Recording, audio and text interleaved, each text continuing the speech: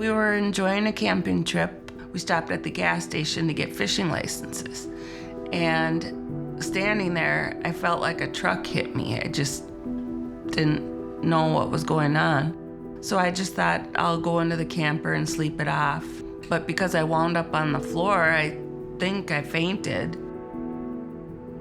She started to have some pain in her back between her shoulder blades, and that's when the nurse said, okay, I think you might have an aortic dissection. I mean, our just stomachs dropped, in astonishment. They came back and said, you're having emergency open heart surgery today. The day after your open heart surgery, they took you off of your sedation and were waking you up. You had some twitches in the side of your mouth and I think in your eye, and so they said, okay, we're gonna put her back under sedation and then do a quick EEG and check her brain waves and see if she was having seizures, and she was.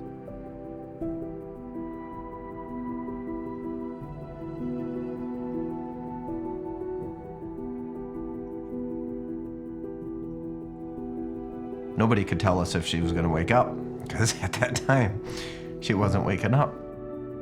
We knew that Mindy wouldn't want to wake up and not know who she is or not be able to feed herself or anything, so. No. And so we had a family meeting, and I knew that our decision was going to be to take her off life support. And so they pulled the breathing tube out, and she kept breathing. We talked about what arrangements we were making and things. And then I sat down and I wrote Mindy's obituary. It was the day before your birthday. It was her third day in hospice care, And the doctor just kind of grabbed her shoulder and say, Mindy, can you hear me? And Mindy opened her eyes and she said, hi. And the doctor looked at her, and then he looked at me and goes, is this new? And I was like, yeah, that's new. It's the first time she's said anything in weeks.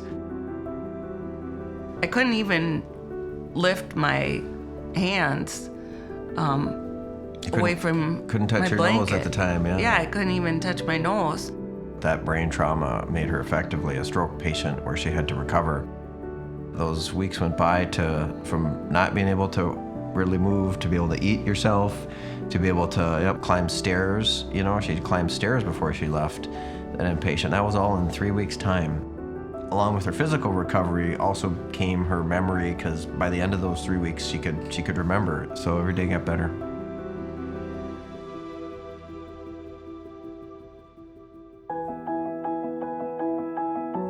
Courage Kenny offers a wide variety of services for people that have survived a stroke and their caregivers. For physical health, we have physical therapy, occupational and speech therapy. We have rehab doctors, neurology, cardiology. They have the goal for me to be more independent, just, pushing myself, and they push me, my caregivers push me. I mean, your body is recovering so fast, and they're right there with every bit of therapy, challenging her every day to do something more and new. The goals with my speech therapists were to begin reading and speaking better, writing, because I had to think about everything, because I couldn't get it to come out of my mouth. She ended up explaining it like you have to be reprogrammed on a whole new GPS system. We offer a lot for mental health support, which would be rehab psychologists, psychiatrists, support groups.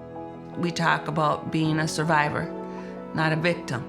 We're stroke survivors. It's fun as well as enlightening and encouragement and faith and hope. I mean, that's what it gives me. Mindy is awesome, and I'm so grateful that she and Dave attend the group. When she tells her story, it gives other people hope that they can recover too. Mental health is equally as important as physical health, and if you're not mentally healthy, you're not going to be physically healthy. That's the bottom line. One of the big milestones we had was just getting to the next convertible trip. Went through all that inpatient and outpatient therapy, and it was like things are kind of back to normal now, and you're with your friends, and we're doing the things we used to do, and all that, therapy and all the wonderful health care she had got her to that point where we could do that again. So Mindy's amazing. I learned never to give up on her because she'll come back fighting. This American Heart Association initiative is very important for stroke survivors and their caregivers. 1 in 6 people have a stroke. So if we can prevent initial strokes, secondary strokes, help people have better outcomes, all those things are quality of life improvements. Absolutely, it was my providers and caregivers. We couldn't be more happier with the care that we were given. I have never in my 12 years seen anybody that has gone from the hospice care to thriving like she is. So she is a miracle.